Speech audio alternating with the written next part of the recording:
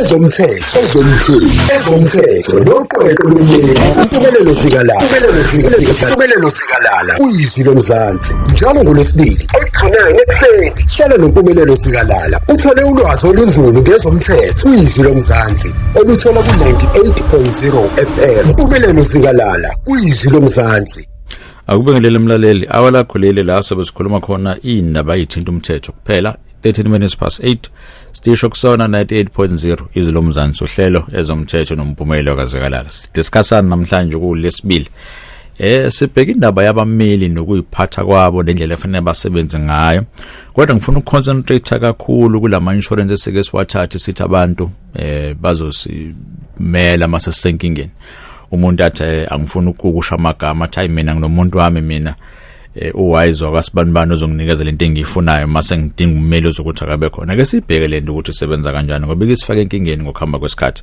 Lokho ke sikubheke after 8:30 kodwa between now no 8:30 so ke sibheke indaba ezitheza hamba phambili sizwe futhi nezikhambele phambili nawe neminye imibuzo mhlawumbe ongafisa ukuthi ube nayo sikwazi ukuthi sikucacisele kodwa sicaciseke lapho ukuthi suke singakunikeza legal advice suke sithi nje ake sithi halamuze siyeke phambili indaba khona uzokwazi ukuthi uphinde uyi-investigate lelo daba ukuthi lihamba lezolifika nazi indlela okwazi ukuxhumana nazo ngathi sinawo uWhatsApp number yakhona 063 8208448063 82084448 uzokwenzani lapho ngisendele message lapho kulo number ngisanokubizela yona noma usende voice note sikwazi ukuthi siyilalele la on air.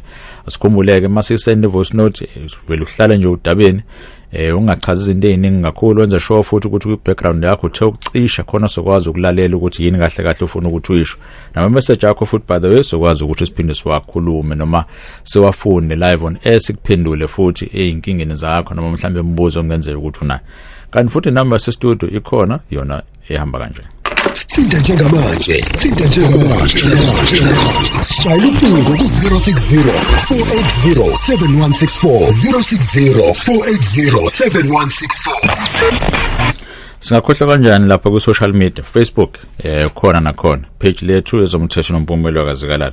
Usangakwazi futhi ukuthi ufake ama comments akho lapho and then sikwazi ukuthi sikulalele sikuzwe ukuthi uthini then sikwazi ukuphendula la mhlawumbe nombuzo khona and then bese siyabona ukuthi sikuphendula kanjani. Nazi ezengihambele phambili noma indaba esobethi ukuyibheka namhlanje. Advocate Mkhwebane kuphume order futhi again bemfaka ngaphansi kwebhasi kuthiwa cha ngeke inkantolo ayikuvumeli. Ebe wesike kule isekutheni ithi indleko zasenkantolo asikhokho yena lento esike sibiza ukuthi personal cost order. Ngeke ngingawathandike lama personal cost order because ana ipotential ukuvimba ukuthi abantu abayenkantolo ngendlela evulelekile. Ukuya kwame office noma ungena kwi-office lika public protect noma ungena kwa-advocate Mkhwebane kwi-office lakhe asuke ngene kulona kusuke kukhomba khona esekutheni ufuna ukuvikela into akanzeli yena personal kodwa wenzela i-office itself. So yindaba mase ukuthi kufanele kube izinto khona izinto ezikhokhwayo kufanele kuvele kuyene ephakethini because that has the potential of stopping other public protectors from taking matters to court if bebona ukuthi khona izinto ezingazange zihambe kahle lapho. Kodwa kuyakhombisa ukuthi la kusawudaba usayothatha isikhathi eside ukuthi liphela. Sikhumbule futhi kusanele inquiry yenzakalayo lapha eParliament eCape Town where ucommittee chairperson wakhona wathi mina ngikwazi ukuthi ngiye ndawo unawo Mkhwebane mase ukuthi legal team yakhe ayisekho qhubeka neprocess ngalendlela efayela ngabe kube iyona ngeke ngize ngiyilandele leyo process noma ngeke ngize ngikuze ukuthi uthini nansi into efayile sigade noma yangithusa yena ngesikhathi yobhala ireport yakhe noma yobhala iruling yakhe irecusal he afforded himself time ukuze akwazi ukuthi ahamba ibhala iruling yakhe ihambe kahle but akaboni kubalekile ukuthi advocate Mkhwebane naye akanikeze isikhathi ukuthi ahambe ufuna ummeli wakhe since ummeli wakhe advocate Dalimpofu wamshiya phansi engazange azamtshene ngisho ukumtshela naye ukuthi uthini athina ama principles of fairness lapho ama implications ayonke le process kuma review proceedings azohamba kuze kufike kuphi. I think it's high time when le process kufanele benze ibe clear ukuthi bafuna a quasi judicial process, meaning ukuthi akusetshenziswe imithetho esebenza enkantolo ukuze izosebenza la, noma bazozenzela nje eyayo eyabe inhlanganiso la bezoyihlayela khona besebenza ruling, because ngale ndlela benza ngayo angiboni khona izinto ezizokwazi ukuthi zenzeke kahle ngohlelo ngoba kuningi okungahambi kahle khona lapha. Izwi loMzansi, isiteshi esikhuluma izindaba ezibalulekile. Nanso lengu-double hambe phambili. Kunama rules amasha eBE ekuthiwa khona le bakabayibiza ukuthi preferential procurement regulations ango-2022. Sivele apply nalolu daba. Sokhumbula aforum yathatha uhulumeni amuse enkantolo yathi hey lama BE rules owafakayo la wawungafakanga kahle. Asilwi nawo, sila ne-consultation process owayithatha zange uzuyilandele to the T. Inkantolo yavumelana nabo, then inkantolo umthetho sisekelo still yathi yebo sibona ngathi kufanele ngempela ukuthi i-consultation process niyilandele nize nifike to the T. Uzokhumbula ke baze benze iplan laqala unyaka ngithi bekuFebruary bathi indaba zoma procurement asime kancane akekho umuntu othengayo. Babuza abantu ukuthi uzoqhubeka kanjani uhulumeni without izinto ekufanele ithengwe, yiphi indlela efanele sisebenze ngayo. Now i-ruling aseze nayo manje noma i-direction ekhiphayo uMinister uGodongwana uthi cha usebenzise iBE mangabe uthanda, mongayithandi ushiye kanjalo, moyithanda qhubeka nama rules and regulations akhona. Umbuzo bese uthi if esho kanjalo leya section ebalekile iConstitution section 217 okhuluma ngeprocurement system that takes into account the previously disadvantaged individuals nebawuthi nabo fanele bakwazi ukuthi bakhuphuke ngokomnotho. Uyikuphi la kuzosebenza khona if kuukuthi the person osuke sekhona lapho noma umuntu osebenza iprocurement is not forced ukuza kuhamba uyothatha leyo procurement system. It then means any institution kahulumeni can disregard any BEE requirement that has been there before and simply say thina sothatha abantu ngenxa yokuthi experience abingakanani. Umbuzo ke bese uthi if i-experience yakho uyithole through the fact ukuthi you were preferred bidder ngesikhathi sakho sobandlululo, uchaza ukuthi uzophinda ube i-preferred bidder namanje ngesikhathi sesikuyi-democracy. I do not think le process bayilandele kahle. I do not think ba understandile ukuthi izinto zakhona bekumele yithini, kodwa ngokubona kwami ngibona ngathi asenzi kahle la. Kukhona la sokuzokubonakala khona. Kukhona izinto la ngeke zibe khona kahle ngendlela. Kufanele ilungiswe lento ngokusheshsha. Sithinta njengamanje. Sishayela ucingo ku-060 480 7164 060 480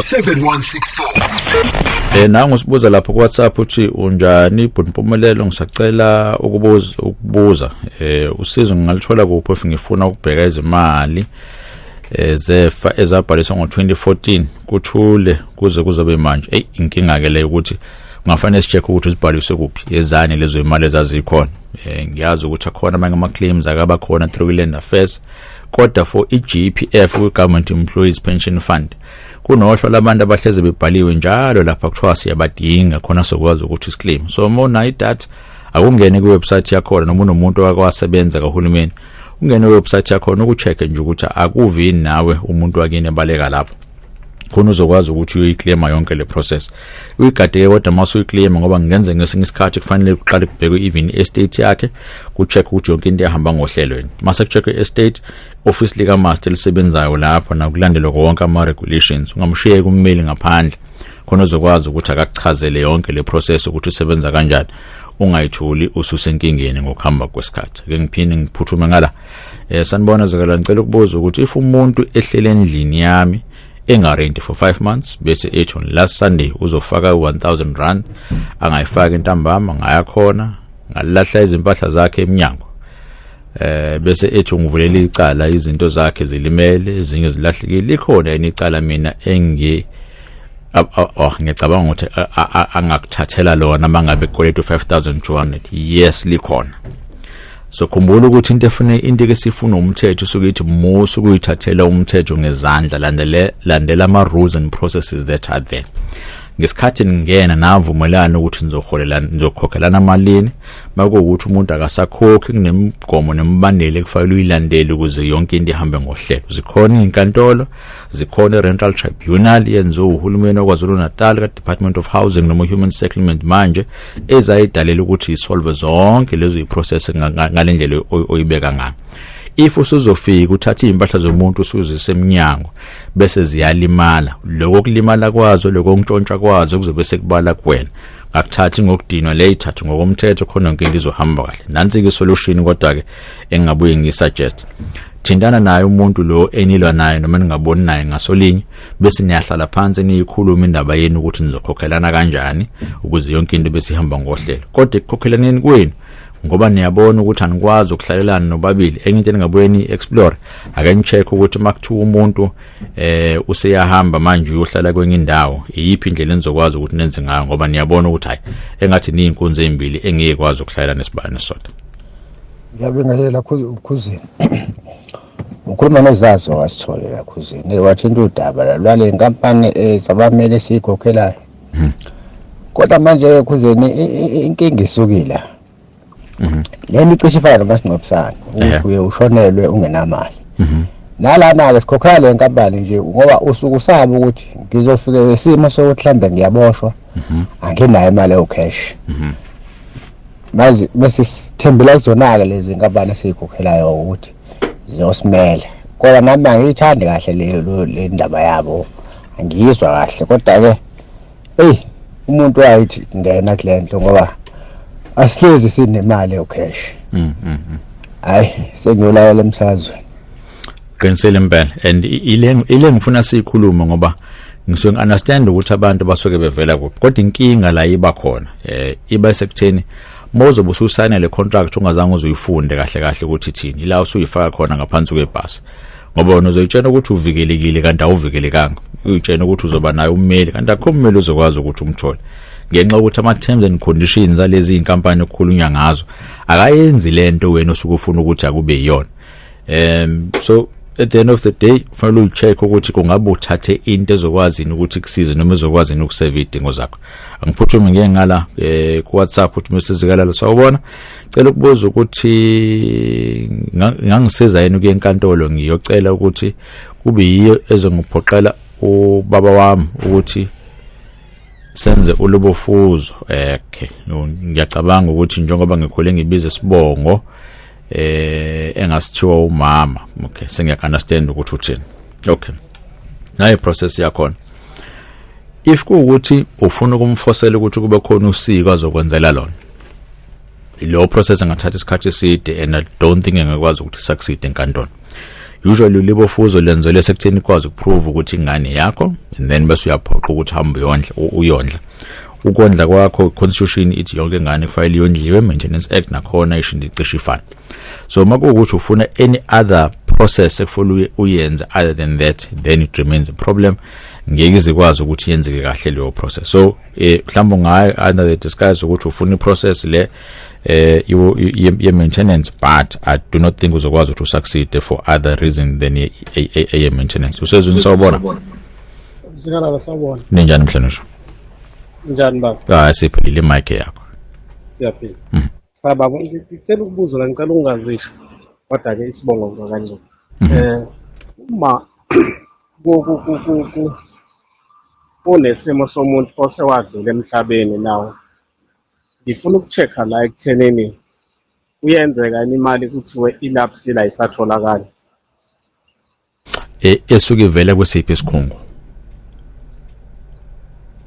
no bekuyimali elethuzane le life cover life cover okay ikadeke life cover ngoba angithi ngesikhathi ngijoyina lapha kule company enginikeza leyo life cover kuba khona ama terms and conditions esokhuluma ngaphansi kwayo so engadala ukuthi kulapse isekutheni ngesikhathi umuntu edlule emhlabeni up until lesikhathi ekufaka ngayo iclaim kube khona inyanga la kade ngingakhokhelela khona noma ayikho payment ekade ikhona noma leyo ma terms and conditions aleyo life cover noma iunderwrite oyithathile izothi woza kuthina within 2 months or within 3 months or within a week umuntu edlulile emhlabeni if kuwukuthi ususigejile leso sikhathi then they have every right to then say cha ngeke sakwazi ukuthi sikukhokhele isikhathi kwawunikezwe sona sesiphelile imali yakhe izobe siyalapsa ngeke sakwazi ukuthola into oyidingayo kodwa ke akuchaza ukuthi yonke iminyango isuke ivaliwe ukhona ombudsman asimbize njengomuntu omxazululi weinkinga esuke zikhona kabaphakathi kwabantu abasuke bethatha ama life cover neinkampani eprovider lawo ama life cover la usuke sesithi khona sikunikeza yonke le process noma sikunikeza ithuba lokuthi uzothula udaba lakho la bese siyabona ukuthi ubulungisa bukhona yini ngalendlela noma decision ethathwe yileyo company. So i-suggestion yami ingathi akuzama ukuthintana nama-ombudsman wama life cover and then bese uyabona ukuthi bazokwazi ukuthi bakusize ngokuhamba kwesikhathi. Kodwa nakhona ugade ngoba kuba khona i-time frame abayi-attachayo pertaining ukuthi icala lakho ngakwazi ukuthi ulifake khona kuze kube yini.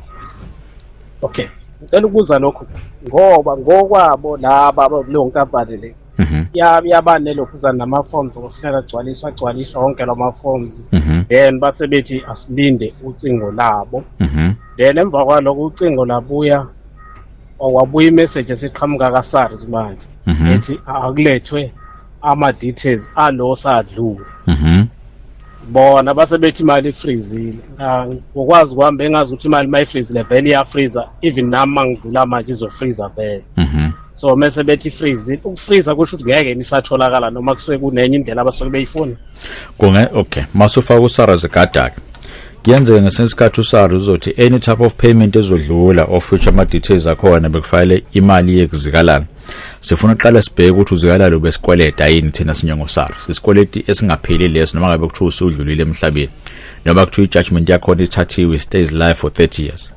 So uSARS ngenzeka ukuthi athi sifuna ukuthi kusubmit ama tax returns umuntu ongasekho emhlabeni khona sokwazi ukuthi sicheck ukuthi uyasikweleta noma siyamkweleta yini na. If sekutholakele lokho then imali seningakwazi ukuthi ni release nine insurance company, which is why you would find mangabe kuthiwa kuyakhokhelwana kakhulukazi makuthiwa umuntu uthatha impesheni noma life cover iqala iyodlula kaSARS iqala uSARS acheck ukuthi khona nekweletayo if ingekho then bese ayithola if ikhona uSARS athi hayi ngicela ukuthatha ngokwami iqala then ngizobe singiyadlulisela ke zonke ezinye izinto ezibheke kwena. So i-suggestion yami enza kanje iya kaSARS ufike ucheck ukuthi kuphi la sekubambe khona. You may have a problem if ukuthi umuntu usedlulile emhlabeni and now naye letter of authority noma letter of executorship so ngamali uqale kaMaster khona uzokwazi ukuthi akakulungisele kodwa ungamshiya ummeli kona yonke le process khona uzokwazi ukuthi aka-advise. Ngiyabonga baba. Ngibonga mina namhlanje. Isikhathi sakho njengamanje isi 30 minutes imzuzu esishayile lishayile ihora lesishiyagalombili 8:30. Ake sabe siyoza ukuthi indaba ifinqiwe zithi izwi lomzansi yizwe umehluko feel the difference. Kanti mawuthi busukhohle ukuthi kuphi la khona ethi ukukhumbuza kancane sisegunjini lezomthetho kwimbizo breakfast show kuyizwi lomzansi ayike into esidingida ngaphandle kwezinto ezithinta umthetho. Namhlanje sibheke kakhulu noma benginithembisile ukuthi after 8:30 soke sibheke ukusebenza kwakho noMpumelelo ukuthi kusebenza kanjani. Bese sobheka futhi lezi inhlangano ezikhona ezithi yes thina offerisha ama services ukuthi represent ama ukuthi usutholana nenkinga ngokusikhokhela nje imali ngo-99 njalo ngenyanga zobe usalitholela usizo esikhuluma ngalo. Mhlamba ke ngiqale la ukusebenza kwakho noMpumelelo ummeli usuke regulate kakhulu inhlangano ekuthiwa iLegal Practice Act. Singayibiza ngenhlangano esibhilonga kuyona sonke thina sabaMmeli nekufanele siregister kuyona. Ngisho ukuze ucheck ukuthi ummeli wakho registerile yini awungene ku website yalapha mhlawumbe ungenza njengamanje uyasikhuluma under le website khona isection umiteke ezothi a list of legal practitioners. Mongena kuyona uzobe usuba nethuba lokuthi ukwazi ukuthi ubhale igama lalomuntu osuke uyitshena ukuthi ummeli noma ufuna ukuthola ukuthi ummeli. Mhlawumbe ke ngiyiphinde ke website yakho khona sizokwenza sobabili khona uzobona ukuthi ilula kangakanani le process engithi yenza.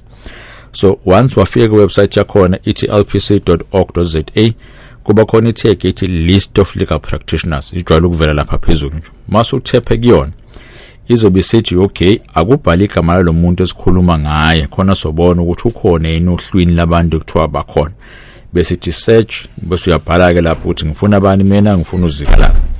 The minute usukubhalile lo kuzobe sekuvela bonke abantu abaregister njengabaMmeli abanezibongo ezigcina ngozikalala and then bese uzolithola ke igama lomuntu osukulifuna. Inamba esuke ibalekile le practice number esuke ikhona. The next akhona ikutshena ukuthi uya practice yini na. Makuthiwa yes usuqedile bese ugada iprovince and ugada the town okuthiwa ikhona.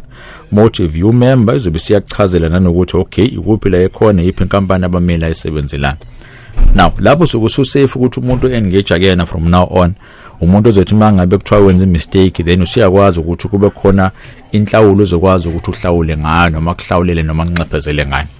Number 2 is also the assurance ukuthi ukhuluma nomuntu oyazi into akhuluma ngayo, ngoba kuyena wonke umuntu engakwazi ukuthi register kule LPC and then bese yangena nama requirements that have to be met. Phinde futhi masukwenzile lokho siyo consulta naye, akusicele phela le fidelity fund certificate, because more deposit imali ku trust account yakhe ufuna ukuba sure ukuthi may anything happen kulo mali uzokwazi ukuthi ube covered. La ngikhuluma kakhulu ke nabantu abasoke benza ama transfers ezindlu, ngoba before i-transfer izenziwe yonke imali ihlala kummeli up until i-process iziphele, then masiphelile i-process bese kuyaqhutshekela phambili. Now masukwenzile lokho suyahamba usuyoconsulta naye like any other business esikhuluma naye, it's a process of negotiations nama prices asuke khona. Akubona bonke abameli abacharge imali eyifanayo ngokwe hour noma hourly rate sokusebenza. Reason being experience yabantu ihlukile, ama overheads abantu ahlukile, meaning office upkeep nokhokhela abasebenzi nani, so I price is determined by izinto ezithanda ukuthi zibe iningana. But yazi lonto khona uzokwazi ukuthi ngifuna ukuqhubeka noma ngifuni ukuqhubeka nalo mmeli, noma khona yena engakwazi ukuthi ngim afford mina angenzele lento engifuna ukuthi ayenzeke. In as much as nawe uma ngabe kuthiwa ugibele taxini niyavumelana ukuthi driver uzongikhokhisa u10 ngoba ngisuka from point A to point B, it's the same thing kufanele uyenze masufika officeini lakho lommeli. Bese nihlala phansi ngichazelana ukuthi yipi indlela enzobe senikhokhela ngayo, either ngibize ngophezulu go noma ngo ABC, ngo action based compensation. Action based meaning anything that I do ukuze ngikwazi ukuthi ngikucharge noma ngifederishe case yakho kuzobe sengicharge kwena, ngibamba ucingo, ngibhala i-email, ngiyaconsulta, ngiyatravela, ngiya-attenda, wonke lawo ama-cost azobe sebheka kuwena, kunginekezela i-list ukuthi lo list kuzokwenzakalani ukuze kuyofika ekugcineni. Enye buyisize ukucela into ekuthiwa i-proforma account, ijwayele ukuphuma kakhulu abantu makuthiwa badasalana izindlu. La sokuthiwa khona eyiphi indlela esizokwazi ukuthi noma awunikeze rough estimation noma quotation ezosho ukuthi yonke le process esiyenzayo izobe singibiza malini, then bese nisayina i-mandate ne-client lakho khona yonke into izohamba ngohlelo.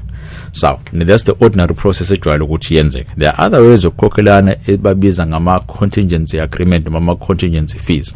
La soke sithini 25% engizothatha of anything that we have won kulo matter. If we lose angithathi lutho, but lo 25% esenguthathile it excludes imali ama disbursements. Yini lo mali ama disbursements? Imali esuke iphume from i-office ukuze izosiza i-case yakho, kodwa leyo mali ayizi kumina njengommeli.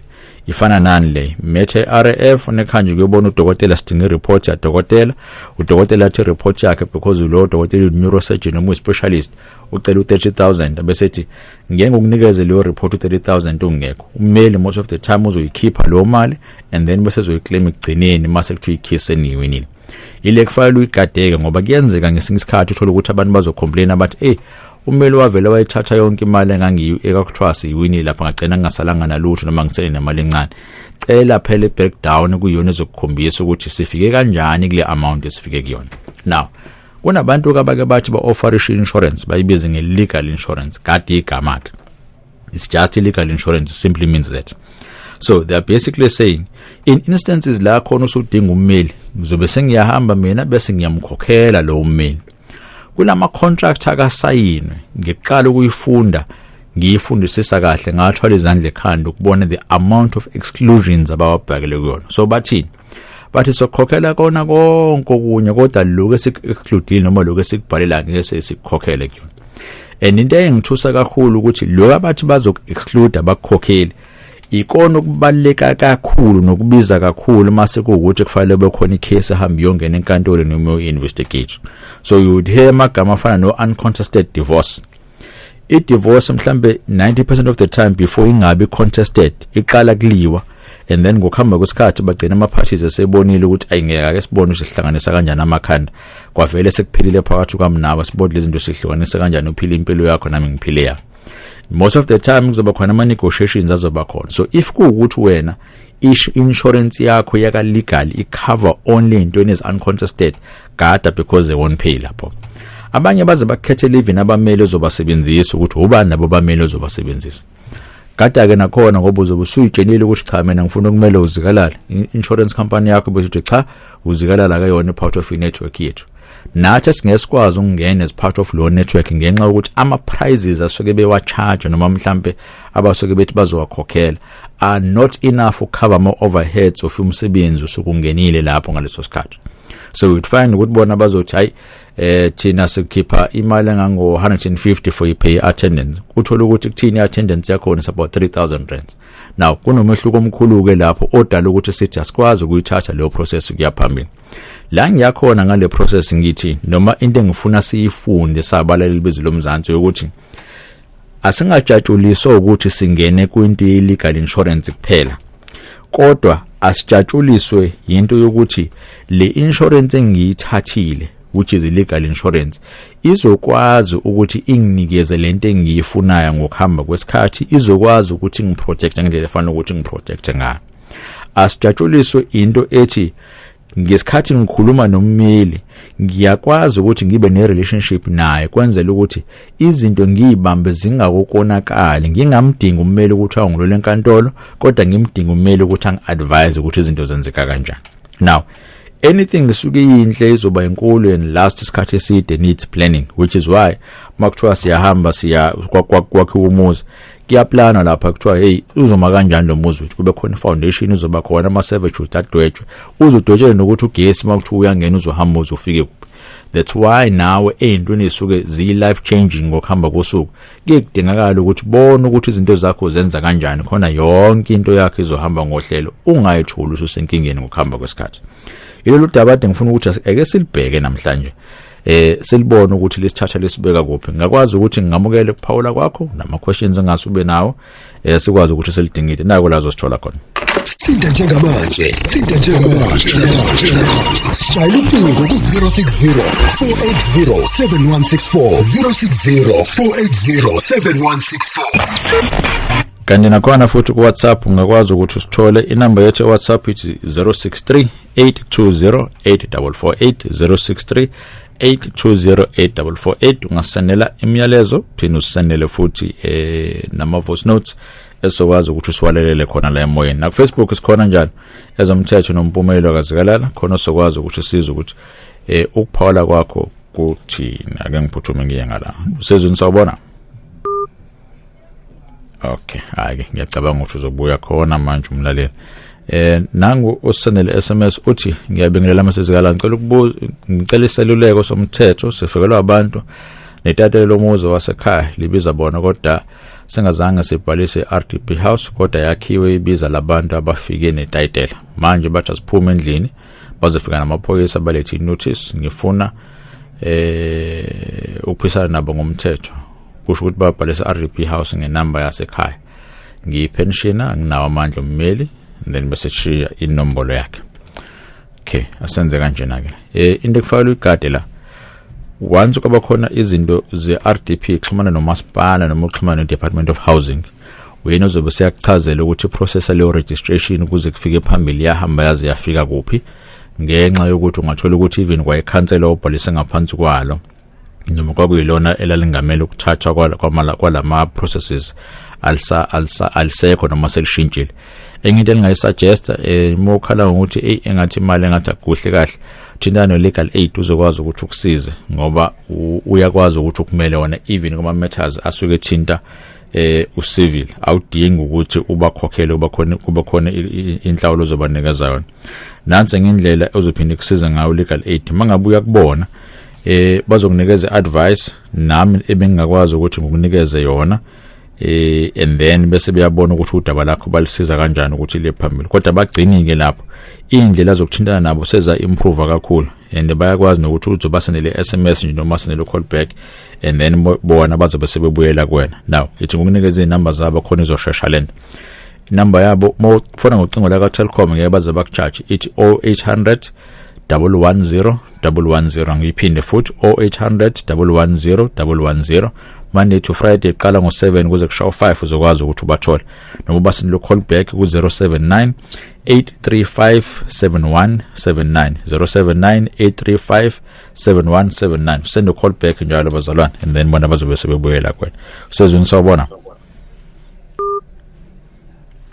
angazi kwenzakalani la kodwa ngikholwa ukuthi bengibhaza kodwa ke asenze kanje sidlulele phambili nangu umunye umlaleli la uthi akubingelele Mr. Zikalala ngicela ukubuza ukuthi lapha i-hospital negligence ithatha isikhathi esingakanani ngoba udokotela usayenze incwadi eshoyo ukuthi kwabakhona negligent ekushoneni kwesihlobo sami kodwa kumanje ummeli wami uthi abaka health abakaphendule basalinde impendulo yokubona siholele 3 years manje abaka health bengaphenduli so icala lami limile. Okay, the number of things angaba khona ezingadala ukuthi kube khona leyo delay but ummeli wakho ungakwazi ukuthi akuphendulele kuyona.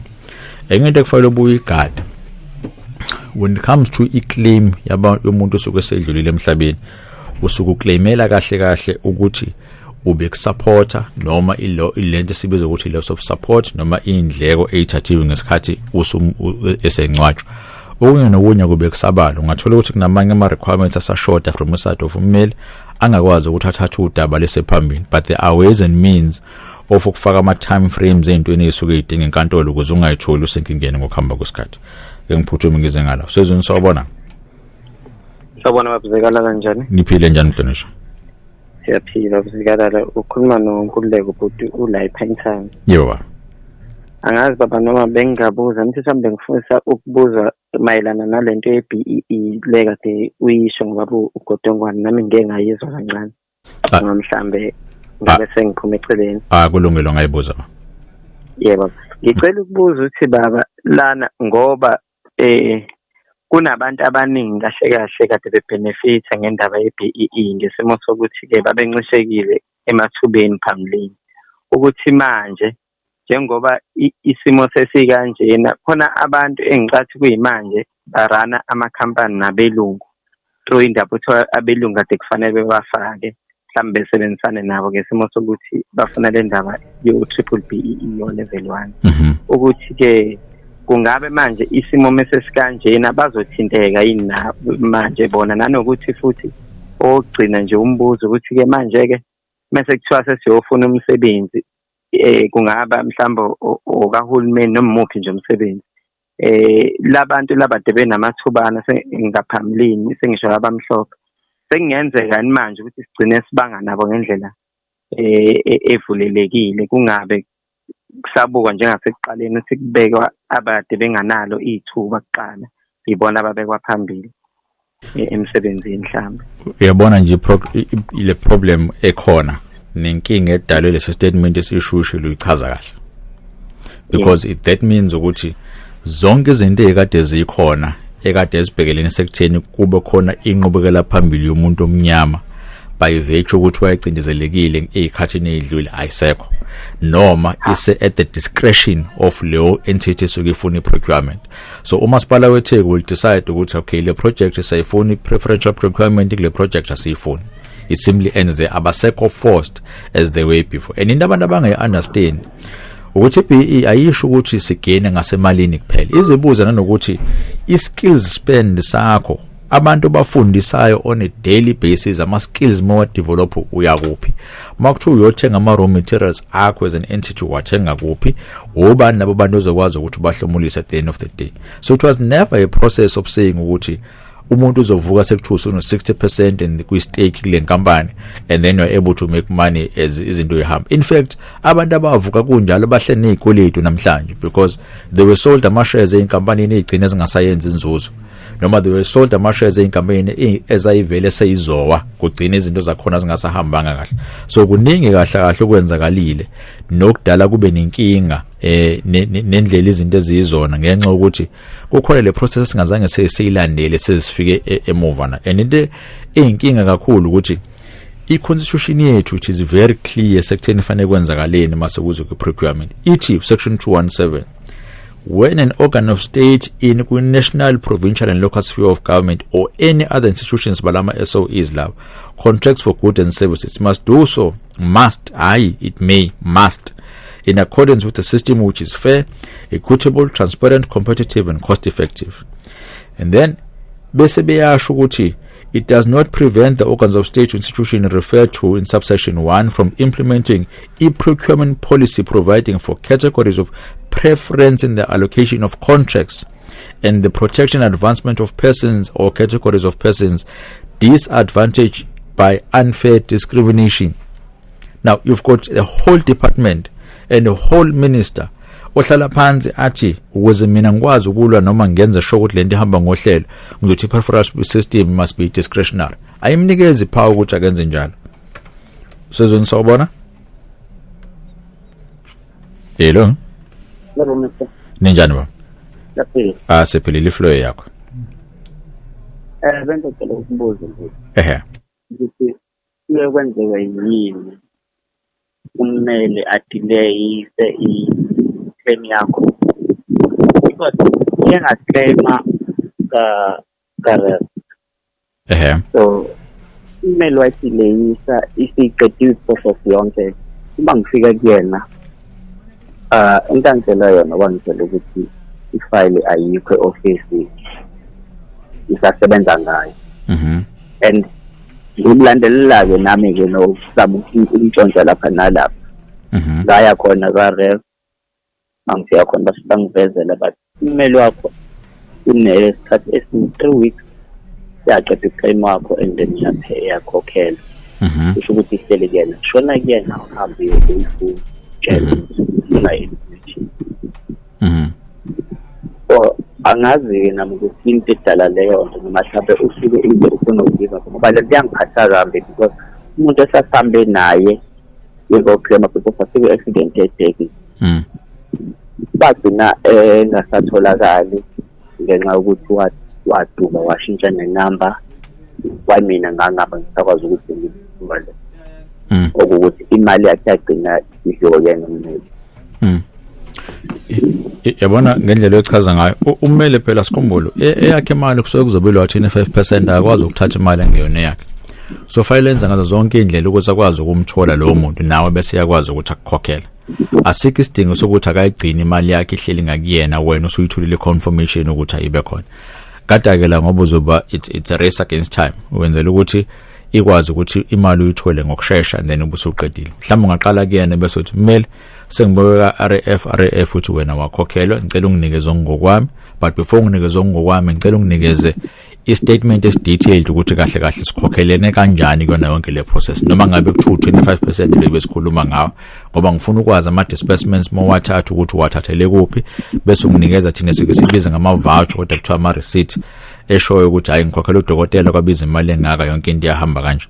So kubalekile ukuthi uye kuyena uthi mtshene ukuthi sengitholile yonke leyo process sengiqhubekela phambili kanje.